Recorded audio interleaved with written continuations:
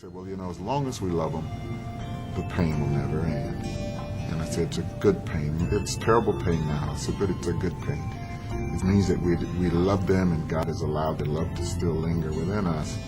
And so it's in that time that Faith and I, our daughter, and our youngest son, we were able to trust God. We were able to find help from those around us.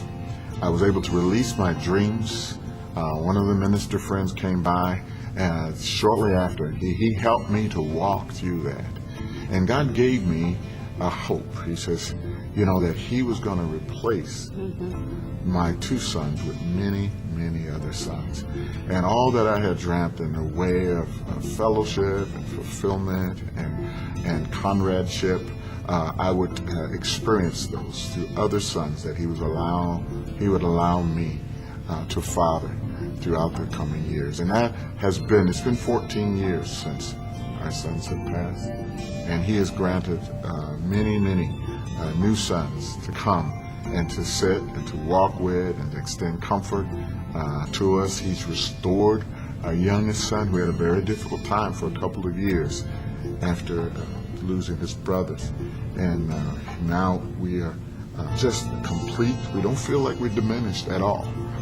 Even with the grandchildren, our sons that went home to be with the Lord, they had 5 kids between them. And so, and 2 lovely wives, one of which is not remarried. And the relationship with them has only grown. Our relationship with God has only become stronger and clearer. We love him more. We were able to talk. Many times we would wake up in the night and we would be assured that it wasn't a dream, that they weren't there.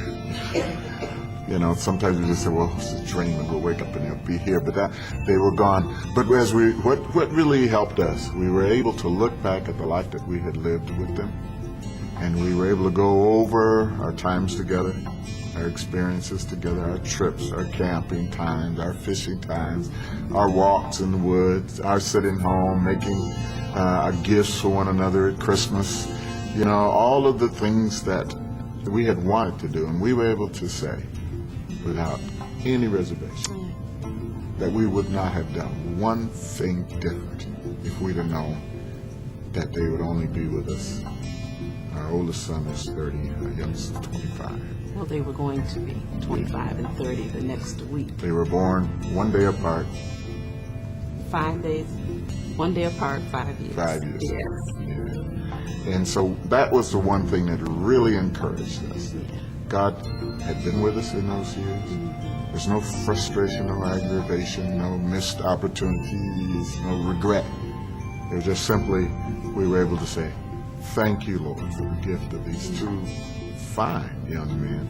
The fact that they were solidly committed to Christ, their lives, and that we'd had a wonderful life experience together. We were grateful for that. So I don't know if people out there have dealt with grief.